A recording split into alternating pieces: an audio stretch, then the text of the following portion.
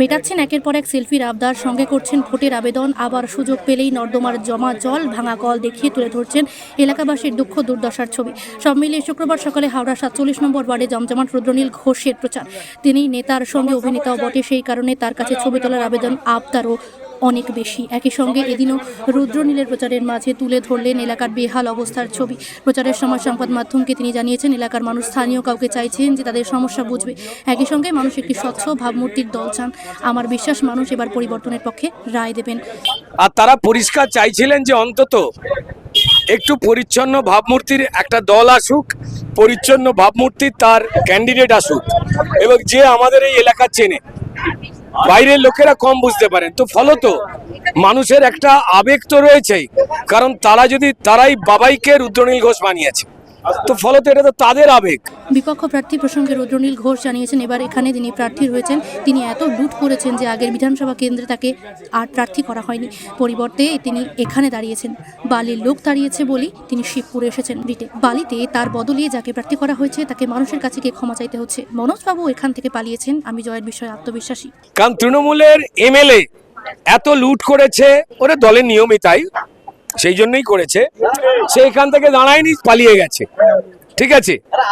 তার বদলে বালিতে যে লুট করেছে, মানুষকে ঠকিয়েছে, বালির এই ডক্টর রানা চ্যাটার্জিকে, তাকে বালির লোক তাড়িয়েছে বলে এইখানে কোন রকমে গুঁজেছে, জানি না কি লেনদেন করেছে। আর বালিতে যাকে তৃণমূলের প্রার্থী করা হয়েছে এই রানার বদলে, কৈলাস মিশ্র, সে গলি গলিতে হাত জড়ো করে বলছে যে রানা যা পাপ করে গেছে সেই গালাগাল আমায় দেবেন না, 2টি ভোট দিন, তাই আমায় কিছু বলতে হচ্ছে না।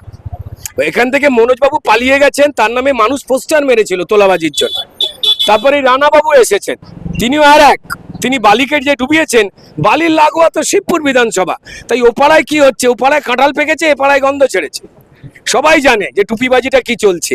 আর এই জল, ড্রেন, পাঁক, রোগ জীবাণু, মশা 2018 সাল থেকে একটা কর্পোরেশনকে বন্ধ করে দিয়ে মানুষের সর্বনাশ করা হচ্ছে। মানুষ জানেন না, এখানে দল মত নির্বিশেষে মানুষ, তারা কিন্তু পাড়ার ছেলেটাকে পছন্দ করছে। সবার সমস্যা একটাই, তারা মোকাবিলা চাইছেন, আর তাদের এই বিশ্বাসটা রয়েছে যে বাবাই পারবে। আরে তৃণমূল যদি চাইতো যে চুরি করব না, তাহলে এই ড্রেন, পাঁক, ভ্যাটে ময়লা পড়া, বাড়িতে বাড়িতে জল ঢুকে যাওয়া, খাবার জল না যাওয়া, প্রচুর লোক বার্ধক্য ভাতা পায় না, বিধবা ভাতা পায় না, আবাসের বাড়ি পায় না যা কেন্দ্রীয় সরকার দিচ্ছে, চুরি করে নেবার জন্য, নিজের লোককে পাইয়ে দেবার জন্য। এই অন্যায়টার জন্য রানা চ্যাটার্জি গলির মধ্যে ঢুকতে পারছে না, মাসিমারা আঁচল ঘুরিয়ে দাঁড়িয়ে রয়েছে, আয় তোরা, তাকে বাইরের লোকজন নিয়ে ঘুরতে হচ্ছে। তো যাই হোক, ঈশ্বর তাদের সুমতি দিন। এটাই শুধু বলবো যে শিবপুরের মানুষ তার 10টা ওয়ার্ডে যে যন্ত্রণায় তৃণমূল ফেলেছে, ভ্যাট পরিষ্কার হয় না, আমাদের এলাকায় সুন্দর সুন্দর পুকুর ছিল, ড্রেনের নিকাশি ব্যবস্থা বন্ধ করে দেওয়ার জন্য ওই পুকুরগুলো যেখানে মায়েরা, বোনেরা, পাড়ার ছেলেরা আমরা স্নান করতাম, কাপড় কাচতাম, মাছ চাষ হতো, সেগুলো এখন ড্রেন করে দেওয়া হয়েছে।